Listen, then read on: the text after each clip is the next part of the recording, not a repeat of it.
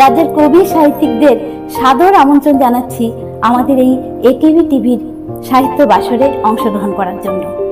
অংশগ্রহণ করার জন্য সরাসরি যোগাযোগ করবেন নিচে স্ক্রলে দেওয়া নাম্বারে। তাহলে চলুন আমরা শুরু করি সাহিত্য বাসর। যখন আমার দুঃখ কষ্টে ভেতরে অশ্রুপাত, তখন তিনি দুঃখ ভোলান, তিনি রবীন্দ্রনাথ। যখন আমি হারিয়ে যাই, কেউ ধরে না হাত, তখন তিনি পৌঁছে দেন, তিনি রবীন্দ্রনাথ। নমস্কার, সকলকে স্বাগত জানিয়ে শুরু করছি আমাদের আজকের সাহিত্য বাসর অনুষ্ঠান।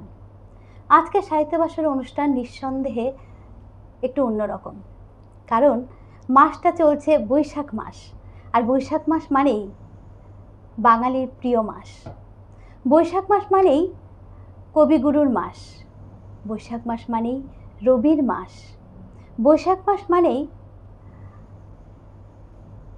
রবীন্দ্রনাথের মাস। আজকে আমাদের এই বিশেষ অনুষ্ঠানে এসছে কবি, সবার চেনা কবি এবং সবার প্রিয় কবি, কবি সঞ্জীব দে। আপনাকে স্বাগত আমাদের এই অনুষ্ঠানে। আমাদের এই টিভির সাথে যারা যুক্ত এবং আপনাকে আমার ব্যক্তিগত তরফ থেকে এবং সবাইকে আমার তরফ থেকে শ্রদ্ধা, নমস্কার এবং ভালোবাসা জানাচ্ছি। সঞ্জীব দা, রবীন্দ্রনাথ মানে বাঙালির নিত্য জীবনের সঙ্গে ওতপ্রোতভাবে জড়িত। আমরা আনন্দ উৎসবে, পুজো পার্বণে, চিন্তায় চেতনায় কিংবা আমরা নিঃসঙ্গতায়, সমগ্রতায়, সর্বত্রই আমরা রবীন্দ্রনাথের সঙ্গে মিলেমিশে একাকার হয়ে যাই। তিনি আমাদের প্রাণের কবি, আমাদের প্রকৃতির কবি, তিনি ভালোবাসার কবি, সর্বোপরি তিনি মানবতার কবি। এক কথায় রবীন্দ্রনাথ মানেই যেন একটা ঘোর। আমরা কবিগুরুকে আমরা চিনেছি, জেনেছি ছোটবেলা থেকেই, তার কবিতা পাঠ করে, তার ভিন্ন ভিন্ন ধর্মী গান শুনে। রবীন্দ্রনাথের কবিতা মানেই মনে হয় যেন আমার জন্যই লেখা, প্রত্যেকেই ভাবে আমার জন্যই লেখা। কাজেই রবীন্দ্রনাথ প্রত্যেকের কাছে মনে হয় চিরনবীন, চিরসবুজ। কবিগুরু তাই বোধহয় আজও আমাদের নিত্য জীবনে প্রাসঙ্গিক। আপনার কি মনে হয়? আমি যেহেতু 25শে বৈশাখ নিয়েই অনুষ্ঠান বা রবি ঠাকুরের জন্মদিন নিয়ে অনুষ্ঠান আমি প্রথমে শুরু করতে চাই কবি সুকান্ত ভট্টাচার্যের আচ্ছা রবি ঠাকুরকে নিয়ে লেখা একটা কবিতা দিয়ে আমি শুরু করব, আপনাকে বলবো আপনার সব কথা। 25শে বৈশাখের উদ্দেশ্যে সুকান্ত ভট্টাচার্য। আমার প্রার্থনা শুনো 25শে বৈশাখ, আরেকবার তুমি জন্ম দাও রবীন্দ্রনাথের। হতাশায় স্তব্ধ বাক্য, ভাষা চাই আমরা নির্বাক, পাঠাবো মৈত্রীর বাণী সারা পৃথিবীকে জানি ফের। রবীন্দ্রনাথের কণ্ঠে আমাদের ভাষা যাবে শোনা, ভেঙ্গে যাবে রুদ্ধশ্বাস, নিরুদ্যম সুদীর্ঘ মৌনতা। আমাদের দুঃখ সুখে ব্যক্ত হবে প্রত্যেকের রচনা, পীড়নের প্রতিবাদে উচ্চারিত হবে সব কথা। আমি দিব্য চক্ষে দেখি অনাগত সে রবীন্দ্রনাথ, দস্যুতায় দীপ্ত কণ্ঠ বিগত দিনের, ধৈর্যের বাঁধন যার ভাঙ্গে দুঃশাসনের আঘাত, যন্ত্রণায় রুদ্ধবাগ যে যন্ত্রণা সহায়হীনের, বিগত দুর্ভিক্ষে যার উত্তেজিত তিক্ত তীব্র ভাষা, মৃত্যুতে ব্যথিত আর লোভের বিরুদ্ধে খরদার, ধ্বংসের প্রান্তরে বসে আনে ধীর অনাহত আশা, তার জন্ম অনিবার্য, তাকে ফিরে পাবই আবার। তার এই কবিতার একটা অংশ দিয়েই আমি আপনাকে বলতে চাই, রবীন্দ্রনাথ পৃথিবীর যতদিন দুর্দশা থাকবে, যতদিন ধন বৈষম্য থাকবে এবং যতদিন মানুষের মধ্যে হাহাকার থাকবে, দারিদ্রতা থাকবে, ততদিন রবীন্দ্রনাথ আমাদের মাঝে এবং সবার মাঝে বেঁচে থাকবেন। এবং পৃথিবী যতদিন থাকবে, রবীন্দ্রনাথের গান, রবীন্দ্রনাথের বিশাল যে সৃজনশীল কর্মকাণ্ড, এগুলি মানুষের মাঝেই বেঁচে থাকবেন। কারণ আমাদের ছোটবেলা থেকে একজন মানুষের একদম মৃত্যু পর্যন্ত বিভিন্ন ঝড় ঝঞ্ঝা থাকে মানুষের জীবনে। প্রত্যেকটা জীবনের প্রত্যেকটা ক্ষণে আমরা রবীন্দ্রনাথকে দিয়েই বেঁচে থাকি। একদম। কারণ যখন আমরা যখন প্রচণ্ড দুঃখে থাকি তখন আমরা রবীন্দ্রনাথের গান শুনি, এবং আমরা যখন আনন্দে থাকি তখনও রবীন্দ্রনাথের গান শুনি। যখন আমরা দুঃখে থাকি তখন আমরা শুনি যে বিপদে মোরে রক্ষা করো, এ নহে মোর প্রার্থনা, মানে আমরা ওনাকেই আশ্রয় করে থাকি। এবং সুখ দুঃখে আনন্দে প্রতিবাদে সমস্ত জায়গায় রবীন্দ্রনাথের উপস্থিতি আমাদের জীবনে। এবং আমাদের প্রত্যেকটা মানুষের ঘরে ঘরে সঞ্চয়িতা যদি থাকে তাহলে আমাদের জীবনের প্রত্যেকটা দুঃখের সময়, প্রত্যেকটা বিপদে আমরা তার সৃষ্টিশীল যেসব চেতনা আছে সেগুলি থেকে আমরা জীবনকে নতুনভাবে চিনতে শিখতে পারি।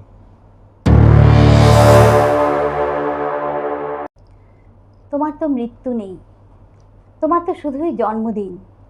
বিপন্ন অন্যের কাছে, শীর্ণ প্রেমের কাছে আমাদের জন্মগত ঋণ। সত্যি 25শে বৈশাখ যেমন আমরা আনন্দে মেতে উঠি, তেমনি 22শে শ্রাবণও বাঙালির যেন একটা উৎসব।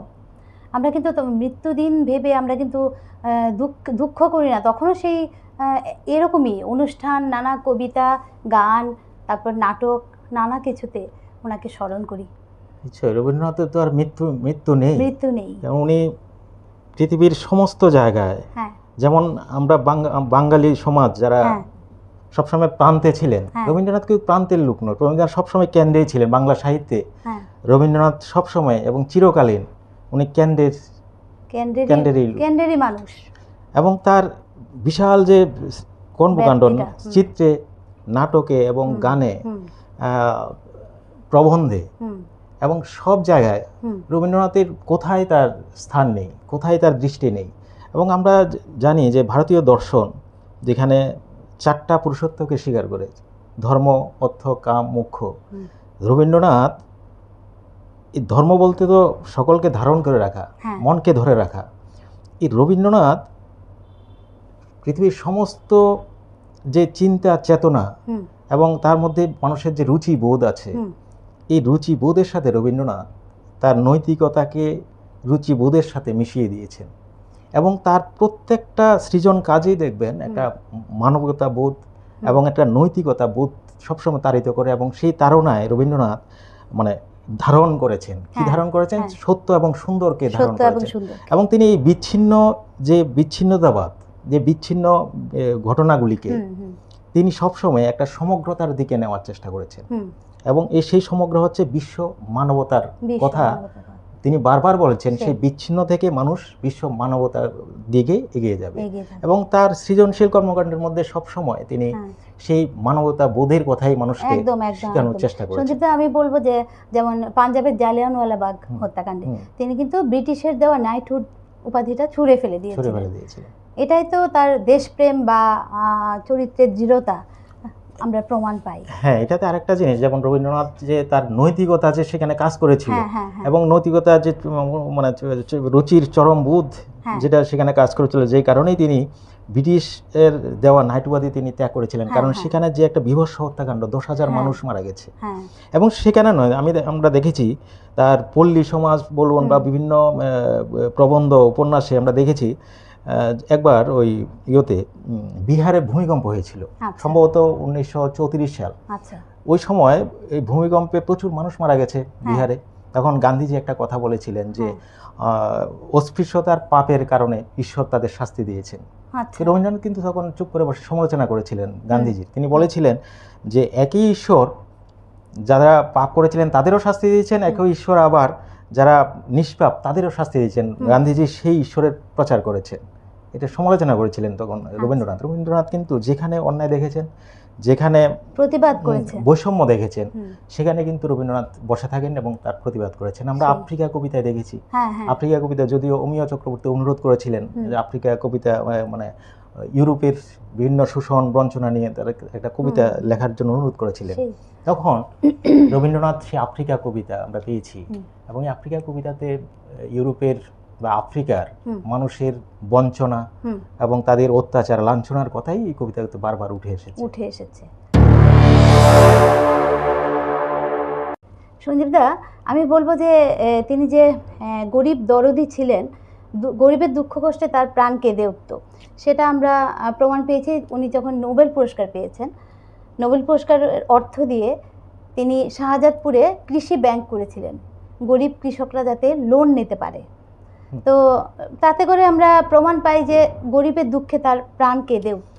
শুধু সেখানে না, যেমন সেই টাকা দিয়ে তিনি দাঁত চিকিৎসালয় করেছিলেন। আমরা দেখেছি এর আগে যে মহামারী হয়েছিল, প্লেগ মহামারী, তারপরে বসন্ত, এরকম যেসব মহামারী হয়েছিল, রবীন্দ্রনাথ কিন্তু তখন রবীন্দ্রনাথ হোমিও চিকিৎসাও নিজে বাড়িঘরে করতেন কিন্তু, এবং নিজে বনাজি ওষুধগুলি তৈরি করে ওই সময় পঞ্চতিক্ত একটা ওষুধ তৈরি করেছিলেন। যখন নিজের ছেলে মারা গেছেন বসন্তে এবং প্লেগে তার পরিবারের লোক মারা গেছে, তিনি ওই সময় সে সময় তিনি সমস্ত 5টা তিক্ত একসাথে করে তার নাম দিয়েছিলেন পঞ্চতিক্ত। এবং সেই পঞ্চতিক্ত ওষুধ দিয়ে যারা মহামারী কলেরায় গ্রাম ছেড়ে পালাচ্ছেন, তখন তাদের অভয় দেওয়ার জন্য তিনি কিন্তু চিকিৎসকদের নিয়ে তার আশেপাশে, শান্তিনিকেতনের আশেপাশে গ্রামগুলিতে গেছেন এবং তাদের পঞ্চতিক্ত ওষুধ সবাইকে দিয়েছিলেন। এবং যারা ওই ওষুধটা খেয়েছিলেন তখন ওই সময়, তাদের কিন্তু কারোরই বসন্ত কলেরা এগুলি হয়নি। এবং তিনি এইভাবে মানে সাধারণ মানুষকে এবং জনসাধারণকে কিভাবে তার থেকে মুক্তি দেওয়া যায়, তাদের কীভাবে অভয় দেওয়া যায়, তিনি শুধু কবিতা লেখেননি, তিনি রাস্তায় নেমেছেন, তিনি গ্রামে ছুটেছেন, তিনি সাধারণ মানুষের কাছে গেছেন। অতএব রবীন্দ্রনাথ শুধু ঘরে বসে লিখেছেন তা নয়, রবীন্দ্রনাথ যেমনই প্রতিবাদ করতে রাস্তায় নেমেছেন, তেমনি আবার গ্রামে ছুটেছেন, সাধারণ মানুষের দুঃখ দুর্দশায় তিনি ছুটে গেছেন। এবং তার কর্মকাণ্ড শুধু লেখার মধ্যে সীমাবদ্ধ ছিল না। এবং তিনি তো আমরা বলেছিলেন যে কৃষি ব্যাংক করেছে এবং দাতব্য চিকিৎসালয় করেছেন, তা এখনো আছে বিভিন্ন জায়গায় দাতব্য চিকিৎসালয়। এবং তা কিন্তু তিনি নিজের চেষ্টা করেছেন, নিজের চেষ্টা। এবং তিনি একদিকে যেমন রাষ্ট্রযন্ত্রকে নতুন নতুন চিন্তা খোরাক জুগিয়েছেন, আবার তিনি নিজে তা করে দেখানোর চেষ্টা করেছেন। তিনি দেখেছেন যে পৃথিবীর এই হাহাকার, মানে সমস্ত ঘটনার অস্থিরতার মূল কারণ হচ্ছে আর্থসামাজিক বৈষম্য। এবং তিনি বারবার দেখানোর চেষ্টা করেছেন এই আর্থসামাজিক বৈষম্য দুইটা কারণ। একটা হচ্ছে পৃথিবী দুইটা মানে দেশে বিভক্ত, আমরা একই দেশে আছি কিন্তু আমাদের দেশে এক নয়। তিনি সেটা লিখেছিলেন পল্লী সমাজে তিনি তার এই লেখাটি আছে যে আমরা একই দেশে আছি কিন্তু আমাদের দেশ একটা নয়। কারণ হচ্ছে আমরা দুইটা দেশে বিভক্ত, একটা ধনী শ্রেণীর দেশ আর একটা হচ্ছে গরিবের দেশ। তো তিনি একটা জায়গায় লিখেছিলেন, স্বদেশী সমাজে লিখেছিলেন যে আমাদের এর থেকে উত্তরণ করতে হলে যখন মানুষ প্রচণ্ড বিচ্ছিন্নতায়, মানুষ তার পিঠ দেওয়ালে ঠেকে যায়, তখন সেখানে একটা বিপ্লব ছাড়া সেখানে সমন্বয় হয় না। এবং যখন বিপ্লব ঘটে, এটা সব ক্ষেত্রে হতে পারে, সে সমাজতন্ত্রে হতে পারে, সেটা ধনতন্ত্রে হতে পারে, সেটা রাষ্ট্রতন্ত্রেও হতে পারে সে বিপ্লব। এবং যখন বিচ্ছিন্নতাবাদগুলি মাথাচড়া দেয় ধন বৈষম্যের কারণে, তখন তিনি একটা সমাধান সূত্র খোঁজার চেষ্টা করেছিলেন এবং তখন বলেছিলেন যে ধনিক শ্রেণী এবং মানে পুঁজিবাদ এবং যে ধন বৈষম্য দূর করার মাঝামাঝি একটা পথে আমাদের একটা সমাধান সূত্র খুঁজতে হবে। যদিও সেই সমাধান সূত্র এখনো কিন্তু আমরা খুঁজে উঠতে পারিনি এবং রাষ্ট্র সেই দিশা এখনো কেউ দেখাতে পারে। কারণ এই কারণে তো বৈষম্য থাকলেই তো সমাজের নানা ধরনের ঘটনাগুলি ঘটে। আমরা যে জালিয়ানওয়ালাবাগ দেখেছি, সেরকম দেখেছি কিছুদিন আগে কাশ্মীরের যে ঘটনা, 27 জন বা 28 জন লোক মারা গেছে। তো এখন আমাদের কর্তব্য কি? রবীন্দ্রনাথ তো সে সময় তার সমস্ত প্রতিভা, সমস্ত কথা সে সময় আমাদের পথ দেখিয়েছিলেন। এখন আমাদের যারা লেখালেখি করে, যারা এই ভারতবর্ষে মানে শুভ বুদ্ধিসম্পন্ন মানুষ যারা, কারণ তিনি বলেছিলেন পৃথিবীর উত্থান পতনের পেছনে দুইটা অনুভব কাজ করে, একটা হচ্ছে শুভ অনুভব আর একটা হচ্ছে এই অশুভ অনুভব। তো শুভ অনুভব সবসময় প্রগতির কথা চিন্তা করে, এই পৃথিবীকে এগিয়ে নেওয়ার চেষ্টা করে, আর অশুভ অনুভব যেটা, সেটা মানুষকে পিছিয়ে দেয়, ধ্বংস। এই কারণে তো তিনি যুবকদের বলেছিলেন, ওরে নবীন, ওরে আমাদের কাঁচা, ওরে অবুজ, ওরে সবুজ, ঘা মেরে তুই বাঁচা, এমন একটা কবিতা তিনি লিখেছিলেন। এরকম এইভাবে তিনি যুবকদের সাহস এবং শক্তি যোগানোর চেষ্টা করেছেন তার লেখার মাধ্যমে, তার গানের মাধ্যমে। তিনি সবসময় উৎসাহ দিতেন যে নতুন সমাজ, নতুন মানে বিভেদ মুক্ত সমাজ যাতে যেখানে আমরা সবাই মিলেমিশে সুন্দরভাবে বাস করতে পারি। শুনে নেব আপনার একটা স্বরচিত কবিতা। এই বর্তমান পরিস্থিতির উপর ভেবেই আমার একটা কবিতা। আচ্ছা কোথাও কোনো বসন্ত নেই, আচ্ছা। আগুনের তীব্র আঁচ দিয়ে বয়ে যাচ্ছে সময়, বাঁশবাগানের মাথার উপর চাঁদ উঠেনি আজ, উঠেছে জমকালো দীর্ঘশ্বাস। আচ্ছা আকাশ ছেয়ে আছে বিভৎস অন্ধকার, ধোঁয়ার উপরে মানুষ, মানুষের উপরে ধোঁয়া। শতাব্দীর বালকেরা সোনালী রোদ আর বসন্ত কাঁধে নিয়ে একের পর এক গুহাবাসী। রক্ত উত্তাপ হাহাকার ছাড়া কোথাও কোনো বসন্ত নেই। তন্দ্রাহীন রাতগুলোতে সে একই দৃশ্য, একটি পোষা কুকুর রক্তাক্ত শিশুটিকে আগলে আছে পরম মমতায়। একটি অন্ধকার শহর যেখানে কোনো মানুষ নেই, একটি পৃথিবী যেখানে কোথাও অভিভাবক নেই। বাহ, অপূর্ব, সত্যি অসাধারণ একটা কবিতা। আমরা বসন্ত মাত্র পার করে এলাম, আর কবি সঞ্জীব দে বলছে যে বসন্ত নেই কোথাও। সত্যি আমরা তো বসন্ত উদযাপন করি তেমনভাবে, কিন্তু আমার মনে হয় যেটা প্রকৃত তেমনভাবে, প্রকৃতিতে আগে যেমনভাবে বসন্ত আমাদের ছোঁয়া দিত, ধরা দিত, সেভাবে মনে হয় বসন্ত ধরাও দেয় না। তা ঠিক, কারণ পৃথিবীতে বসন্ত মনে হয় উদযাপনের মধ্যেই আটকে রয়েছে। কারণ পৃথিবী এখন শুধু আমাদের, আমি ভারতবর্ষের কথা বলছি না, সারা পৃথিবীতে এক অস্থিরতা বিরাজ করছে চারিদিকে। এই অস্থিরতার সময় আমাদের আরো বেশি করে রবীন্দ্রনাথকে প্রয়োজন। আমাদের রবীন্দ্রনাথকে আশ্রয় করে আমাদের থাকতে হবে।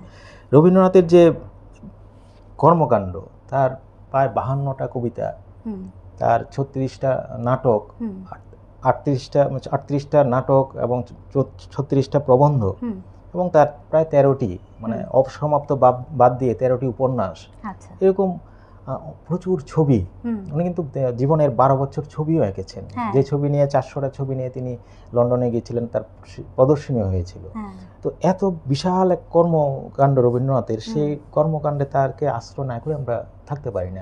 তাকে আমরা মুখস্থ করতে পারি, তার লেখাগুলি মুখস্থ করে থাকতে পারি, কিন্তু তাকে আত্মস্থ করা, অনুভব করা, তাকে আত্মস্থ করা এবং তা মানুষের মাঝে তাকে তার নতুন নতুন চিন্তা ভাবনাগুলিকে মানুষের মধ্যে তুলে ধরা, সেই কাজগুলি আমাদের সারা জীবনও বোধহয় করে ওঠা সম্ভব না। তার বিশাল চিন্তা, তার বিশাল চেতনা, সেই চেতনাকে ধরা একটা জীবনে হয়তো আমাদের সম্ভব হবে না। তো এখন এই পরিস্থিতিতে, একটা অস্থির পরিস্থিতি সারা পৃথিবীময়, মানুষের মন যেখানে অস্থিরতায় ডুবে যাচ্ছে, এখন রবীন্দ্রনাথকে সেভাবে আত্মস্থ করার মতন সারা পৃথিবীতে, সারা বাংলা সাহিত্যে যারা আছেন এবং সারা পৃথিবীময় তাকে ছড়িয়ে দেওয়া, তার ভাবনাটাকে আরো বিকশিত করে মানুষের মাঝে নিয়ে যাওয়া, তাহলে এই অস্থিরতা অনেকটা, মানুষ অস্থিরতা থেকে মুক্তি পাবে। একদম একদম। তার জন্য আমরা যত বেশি রবীন্দ্র চর্চা করব, চর্যায় থাকব, ততই মনে হয় সেটা কল্যাণকর হবে সবার জন্য। অবশ্যই। 1913 সালে গীতাঞ্জলি কাব্যগ্রন্থের ইংরেজি অনুবাদের জন্য তিনি নোবেল পুরস্কার পান। তিনি সবার কাছে, মানে পুরো বিশ্বের কাছে তখন তুলে ধরেন যে বাংলা সাহিত্যটা কি ব্যাপার। তো সেই জন্য আমরা অবশ্যই বাঙালিরা গর্বিত বাংলা সাহিত্যকে একটা জায়গায় নিয়ে যাওয়ার জন্য। তাই বোধহয় আমরা বাঙালিরা আইকন বলে থাকি, চির নবীন কবি বলে থাকি, সব সময়ের আধুনিক কবি বলে থাকি। আপনার কি মনে হয়? রবীন্দ্রনাথ তো চির নতুন, চির নবীন বলেন, এবং তার সৃজনশীল যে চেতনাগুলি ছিল, তার লেখার মধ্যে যেসব ভাবনাগুলি ছিল, যেমন আমরা চোখের বালি, মানে রবীন্দ্রনাথের সৃষ্টি সবকিছু, যদি আমরা রবীন্দ্রনাথের একটা দুঃখের গান শুনি বা কবিতা পড়ি, মনে হয় যেন সেটা আমার জন্যই লেখা। তো যেমন চোখের বালিতে যিনি যার প্রথম একটা মনস্তাত্ত্বিক উপন্যাস, সেই উপন্যাসে তিনি যেভাবে তার আমরা আবার শেষের কবিতা আমরা দেখি, যেটা একটা উপন্যাস, কাব্যিক উপন্যাস, সেই উপন্যাসটা তিনি যেভাবে তার উপন্যাসটাকে নিয়ে গেছেন ওই সময় 100 বছর আগে, ওই সময় তিনি সেই উপন্যাসের মধ্যে যে চিন্তা ধারা তিনি আমাদের প্রকাশ করে গেছে, সেটা আজও প্রাসঙ্গিক। আমরা ভাবতেই পারি না, প্রেম আছে কিন্তু তারা স্বেচ্ছায় তাদের সম্পর্ক থেকে স্বেচ্ছায় দূরে সরে গেলেন।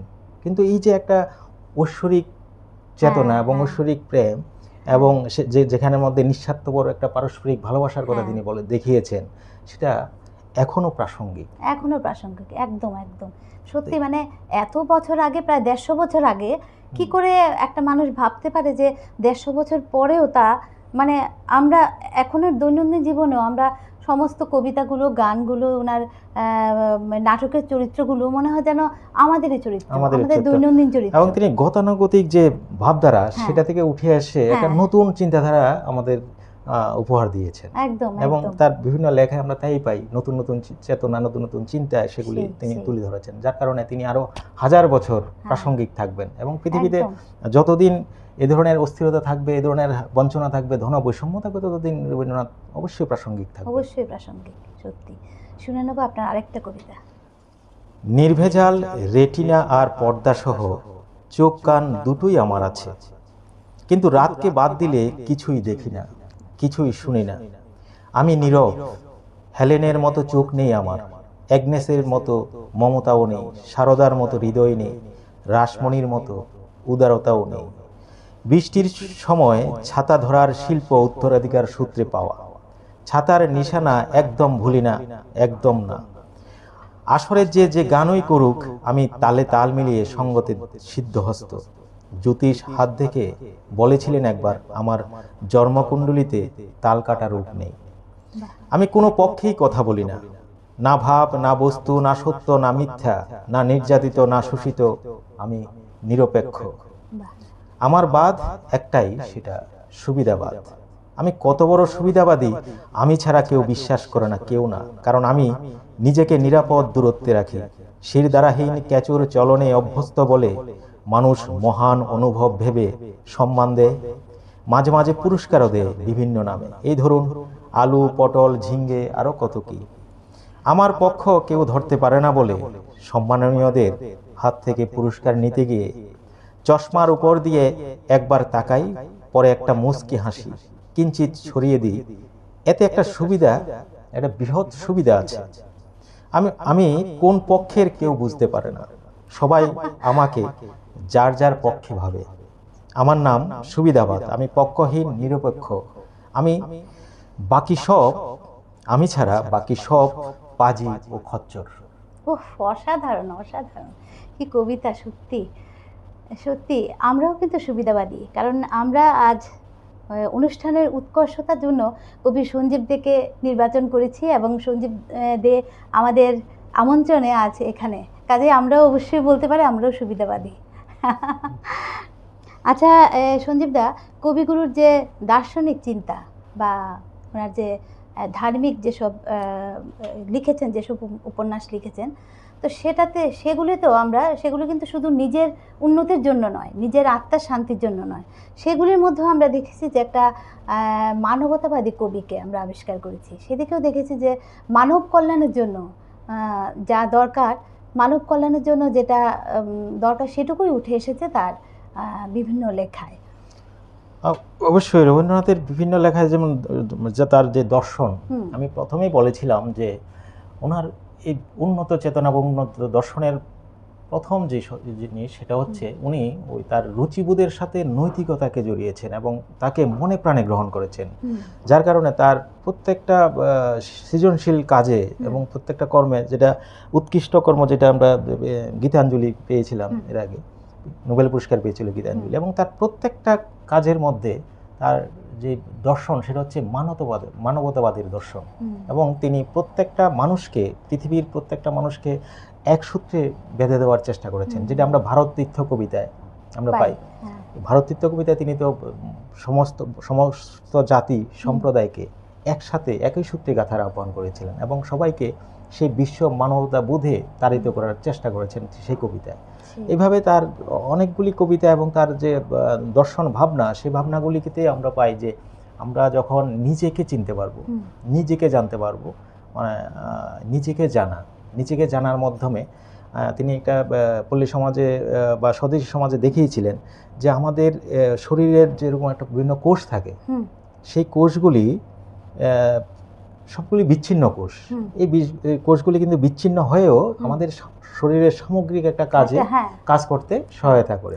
সবগুলো একটা জড়িয়ে জড়িয়ে রয়েছে, সেজন্য আমরা সবগুলির মানে সামগ্রিক কাজেই আমরা চলতে ফেলতে পারছি সেই কোষগুলি। তো রবীন্দ্রনাথ বলছেন যেভাবে কোষগুলি বিচ্ছিন্ন থেকেও আমাদের শরীরের সামগ্রিক কাজের ক্ষেত্রে কাজে লাগছে, সেভাবে আমাদের এই প্রত্যেক ব্যক্তি যখন তাদের এই শুভ অনুভবগুলি জড়িয়ে জড়িয়ে থাকবে, শুভ অনুভবগুলি মানে সামাজিকভাবে যখন জড়িয়ে থাকবে, একটা সমাজকে একটা উন্নত সমাজে পরিণত করার জন্য এবং বিশ্ব মানবতা বোধের দিকে তাড়িত করার ক্ষেত্রে সেই বিচ্ছিন্ন স্বতন্ত্র অনুভবগুলি কাজ করে। শরীরে যেরকম কোষগুলি কাজ করে, সেরকম বিচ্ছিন্ন অনুভবগুলি এই অনুভবগুলির সমন্বয়ে সমাজকে একটা শুভ অনুভবের দিকে তাড়িত করার ক্ষেত্রে সেগুলি সেইমভাবে কাজ করে। এইভাবে তিনি তার লেখার মধ্যে দেখিয়েছিলেন কিভাবে সমাজকে বিশ্ব মানবতার দিকে মানুষ তাড়িত হবে, কিভাবে বিশ্ব মানবতার বোধ মানুষের মধ্যে কাজ করবে। তো তার প্রধান কারণ হচ্ছে, প্রথম সত্য হচ্ছে মানুষে তার প্রথম নিজেকে তৈরি করা, তার নিজেকে জানা, তারপর এই নিজেকে জানার মাধ্যমে একটা সমাজ বিচ্ছিন্নভাবে জানতে প্রত্যেকটা ব্যক্তি যখন জানতে এই ব্যক্তি থেকে সমাজ সচেতন হবে, সমাজ থেকে রাষ্ট্র, এবং রাষ্ট্র থেকে সারা পৃথিবীময় একটা একসাথে বেঁধে নেওয়ার কাজ আমরা এইভাবে করতে পারি। এবং আমরা এর আগে দেখেছিলাম যে বঙ্গভঙ্গ যখন হয়েছিল বা স্বদেশী আন্দোলনের সময় বঙ্গভঙ্গ বিরোধী আন্দোলনে তিনি যোগ দিয়েছিলেন এবং তিনি রাখি বন্ধন উৎসব প্রচলন করেছিলেন ওই সময়। আবার তিনি এর থেকে বেরিয়েও এসেছিলেন যখন দেখেছিলেন সেটার মধ্যে একটা উগ্র জাতীয়তাবাদ চলে এসেছে, তখন তিনি প্রতিবাদ করে তার থেকে দূরে সরে এসেছেন। আবার যখন আমরা দেখলাম স্বদেশী আন্দোলনের সময় তিনি কাজ করেছেন, স্বদেশী আন্দোলনের সময় তার বহু লেখালেখি আমরা পেয়েছি এবং তিনি নিজেও সেই আন্দোলনে যোগ দিয়েছিলেন এবং তখন তার প্রচুর দেশাত্মবোধক গান তখন লিখেছিলেন। আমরা দেখেন যখন আমরা একা হয়ে যাই, যেটা গান্ধীজির প্রিয় গান ছিল, যদি তোর ডাক শুনে কেউ না আসে তবে একলা চলো রে, ওই সময় কিন্তু স্বদেশী আন্দোলনের সময় কিন্তু তার এই লেখা এই গানগুলি। এবং ওই সময় ওই সময়ের গান আমরা দেখেছি যে তোমার পায়ে ঠেকায় মাথা, এ আমার দেশের মাটি তোমার পায়ে ঠেকায় মাথা, এরকম অসংখ্য গান আমরা ওই সময়ের স্বদেশী আন্দোলনের সময় রবীন্দ্রনাথ লিখেছেন এবং আমরা পেয়েছি। এবং তিনি আরেকটা জিনিসটা, যেমন হিন্দু মেলা, রবীন্দ্রনাথের পারিবারিক জীবন মানে পরিবারেই তো হিন্দু মেলা হয়েছিল এবং ওইখান থেকে কিন্তু তিনি সেই বেঁধে বেঁধে চলার কাজটা এবং জাতীয়তাবোধ, ভারতবর্ষের প্রথম জাতীয়তাবোধ দেশাত্মবোধ তৈরি করার ক্ষেত্রে প্রথম ভূমিকা নিয়েছিল হিন্দু মেলা, মানে রবীন্দ্রনাথ পারিবারিক আয়োজনের যে হিন্দু মেলা, সেখান থেকে কিন্তু আমাদের দেশাত্মবোধ প্রথম ভারতবর্ষে বীজ বপন করেছিলেন। এবং রবীন্দ্রনাথ শুধু সেখানে না, বিভিন্ন ক্ষেত্রে, যেমন আমরা যে বর্ষামঙ্গল করি, বর্ষামঙ্গল পরিবেশের ক্ষেত্রে সেটাও প্রথম শুরু করেছিলেন রবীন্দ্রনাথ ঠাকুর। আবার নারীরা কিন্তু অন্দরমহলে থাকতো এক সময়, অন্দরমহলে তাদের সৃষ্টিশীল কাজগুলি ছিল। রবীন্দ্রনাথ কিন্তু প্রথম তার পরিবারের নারীদের নিয়ে বাইরে অন্দরমহলের বাইরে গিয়ে শিল্প সংস্কৃতি করার প্রথম শুরু করেছিলেন রবীন্দ্রনাথ। এবং তখন থেকেই বিশাল ব্যাপার, তখন তো নারীরা বাইরে নাচ করা, নৃত্য করা মানে খুব একটা, অন্দরমহলে নাচ হতো, রাজ অন্দরমহলে নাচ হতো, কিন্তু বাইরে গিয়ে নাচ করা সেটা ভাবতে পারতো না ওই সময়। নাটক, বাইরে গিয়ে নাটক করা এটা ভাবতেই পারতো না, সেটা শুরু করেছিলেন। সেটা করার জন্য কত বড় সাহসের দরকার, রবীন্দ্রনাথ সেটা করে দেখিয়েছেন। এবং এরপর থেকে ধীরে ধীরে নারীরা বাইরে গিয়ে তার সাংস্কৃতিক কর্মকাণ্ডগুলি চালিয়ে যেতে পারছেন। একদম। তো এই যে চেতনা, ওই সময় দাঁড়িয়ে রবীন্দ্রনাথ ঠাকুর যেই চেতনা আমাদের দিয়ে গেছেন, যেভাবে নারীর স্বাধীনতার কথা বলেছিলেন, এবং তিনি আধুনিক চিন্তাভাবনা, এবং তিনি কিন্তু দেশ স্বাধীন হওয়া এই স্বাধীনতার সাথে রবীন্দ্রনাথের স্বাধীনতা কিন্তু এক না। তিনি সবসময় মনের স্বাধীনতার কথা বলেছেন। আমরা ওনার ওই চিত্ত যথা ভয়শূন্য উচ্চ যথা শির, এই কবিতার মধ্যে আমরা পেয়েছি হোয়ার নলেজ ইজ ফ্রি, যেখানে মুক্তভাবে জ্ঞান অর্জন করা যাবে, যেখানে স্বাধীনভাবে আমরা আমাদের মনের কথা সত্যের গভীর থেকে বেরিয়ে আসবে। কারণ সাহিত্য তো সুন্দর এবং সত্য, এবং যে সত্য আমাদের মনের গভীরে যদি আমরা সত্য থাকে, সত্যের গভীর থেকে যদি আমরা শব্দগুলি বেরিয়ে না আনতে পারি, তাহলে আমার সেই কথা বলার কোনো যুক্তি হতে পারে না। আমরা সেই সাহিত্যের আরাধনা করব যেখান থেকে আমরা আসল সত্যটাকে খোঁজার চেষ্টা করব। কারণ ভারতীয় দর্শন তো সেটাই আমাদের শিখিয়েছে। সেটাই আমাদের শিক্ষা। কারণ দর্শন মানে হচ্ছে সত্যকে দেখা, হ্যাঁ। দর্শন মানে কি সুন্দরকে দেখা। হ্যাঁ। তো রবীন্দ্রনাথ সেই সুন্দরের খুঁজে সারা জীবন তার সাহিত্যের মধ্যে সবসময় সেই সুন্দরকে খুঁজে গেছেন এবং সেই সত্যকে আরাধনা করে গেছেন, সত্যের খুঁজে তার সারাটা জীবন, এবং সেই সত্যকে আমাদের মাঝে ছড়িয়ে দেওয়ার চেষ্টা করেছেন। সেটাই। আমরা চলে এসেছি অনুষ্ঠানের প্রায় শেষ পর্যায়ে। যেতে যেতে কবিগুরুর একটা কবিতা ভীষণ মনে পড়ে গেল।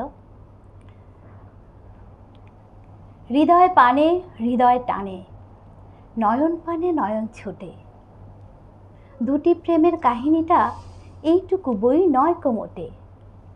শুক্ল সন্ধ্যা চৈত্র মাসে হেনার গন্ধ হাওয়ায় ভাসে, আমার পাশে লুটায় ভূমি, তোমার কোলে ফুলের পুঁজি, তোমার আমার এই যে প্রণয় নিতান্তই সোজাসুজি। সত্যি আজকে ভীষণ ভালো লাগলো কবি সঞ্জীব দেকে পেয়ে। আমরা ভীষণভাবে উপলব্ধি করলাম যে কবিগুরুর যে ব্যাপ্তিটা আমাদের জীবনে, আমাদের সমাজ জীবনে, আমাদের সাহিত্য জীবনে সর্বত্র কবিগুরু আমাদের সঙ্গে মিলেমিশে একদম একাকার হয়ে আছেন। আমাদের দৈনন্দিন জীবনেও কবিগুরু একাকার হয়ে আছেন। প্রতিটি ঋতুতে, জীবনের প্রতিটি বাঁকে আমরা তাকে খুঁজে পাই, তাই নয় কি সঞ্জীবদা? অবশ্যই। আমরা সবাইকে নমস্কার জানাই, ও আপনাদের যারা আছেন এবং যারা আমাদের দেখছেন সবাইকে আমার শ্রদ্ধা এবং নমস্কার জানিয়ে আমি বিদায় নিচ্ছি। আজ এ পর্যন্তই। কবিগুরুকে শ্রদ্ধা জানিয়ে তার জন্মদিনে কেমন লাগলো আমাদের এই অনুষ্ঠানটা অবশ্যই জানাবেন। নমস্কার।